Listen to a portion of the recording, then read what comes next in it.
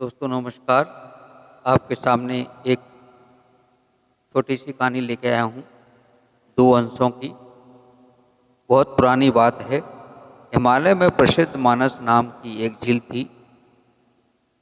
वहाँ पर कई पशु पक्षियों के साथ ही हंसों का एक झुंड भी रहता था। उनमें से दो हंस बहुत आकर्षक थे और दोनों ही देखने में एक जैसे थे। लेकिन उनमें से एक राजा था, दूसरा सेनापति। राजा का नाम धृतराष्ट्र और सेनापति का नाम सुकमा था। झील का नज़ारा बादलों के बीच में स्वर्ग जैसा प्रतीत होता था।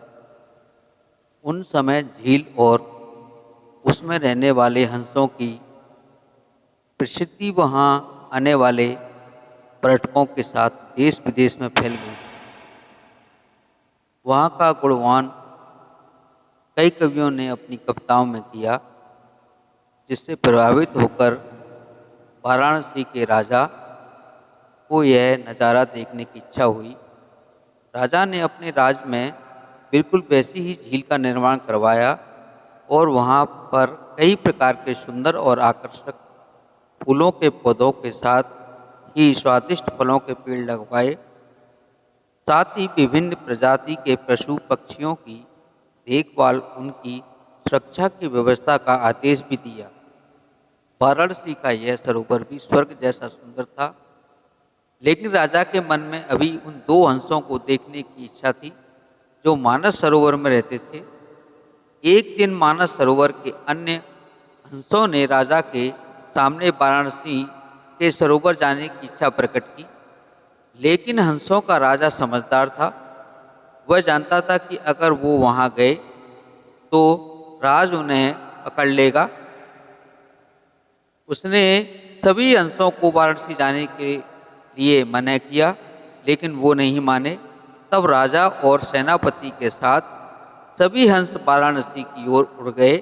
जैसे ही हंसों का झुंड उस झील में पहुंचा तो अन्य हंसों को छोड़कर प्रसिद्ध दो हंसों की शोभा देखते ही बनती थी। सोने की तरह चमकती उनकी चोंच, सोने की तरह ही नजर आते उनके पैर और बादलों से भी ज्यादा सफेद उनके पंख हर किसी को अपनी ओर आकर्षित कर रहे थे। हंसों के पहुंचने की खबर राजा को दी गई। उसने हंसों को पकड़ने की युक्ति सोची और एक रात जब सब सो गए तो उन हंसों को पकड़ने के लिए जाल बिछाया गया। अगले दिन जब हंसों का राजा जागा और भ्रमण पर निकला तो वह जाल में फंस गया। उसने तुरंत ही तेज आवाज में अन्य सभी हंसों को वहां से उड़ने और अपनी जान बचाने का आदेश दिया। अन्य सभी हंस उड़ गए, लेकिन उनका सेनापति सुमुखा अपने स्वामी को फंसा देख कर उसे बचाने के लिए वहीं रुक गया।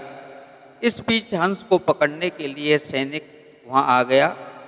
उसने देखा कि हंसों का राजा जाल में फंसा हुआ है और दूसरा राजा को बचाने के लिए वहां खड़ा हुआ है। हंस की स्वामी भक्ति देख सैनिक बहुत प्रभावित हुआ और उसने हंसों के राजा को छोड़ दिया। हंसों का राजा समझदार होने के साथ साथ दूरदर्शी भी था। उसने सोचा कि अगर राजा को पता चलेगा कि सैनिक ने उसे छोड़ दिया है तो राजा उसे जरूर मापदंड देगा। तब उसने सैनिक से कहा कि आप हमें अपने राजा के पास ले चलें। यह सुनकर सैनिक उन्हें अपने साथ राज दरबार में ले गया। दोनों हंस सैनिक के कंधे पर बैठे थे। हंसों को सैनिक के कंधे पर बैठा देख हर कोई सोच में पड़ गया। जब राजा ने इस बात का रहस्य पूछा तो सैनिक ने सारी बात सच सच बता दी। सैनिक की बात सुनकर राजा के साथ ही सारा दरबार उनके साहस और सेनापति की स्वामी भक्ति पर हैरान रह गया और सभी के मन में उनके लिए प्रेम जाग उठा। राजा ने सैनिक को माफ कर दिया और दोनों हंसों को आदर के साथ कुछ और दिन ठहरने का निवेदन किया। हंस ने राजा का निवेदन स्वीकार किया और कुछ दिन वहां रुककर वापस मानस झील चले गए। दोस्तों, कहानी की सीख हमें ये मिलती है, किसी भी परिस्थिति में हमें अपनों का साथ नहीं छोड़ना चाहिए। आपको मेरी वीडियो कैसी लगी कहानी कैसी लगी, please like and subscribe. Thank you very much.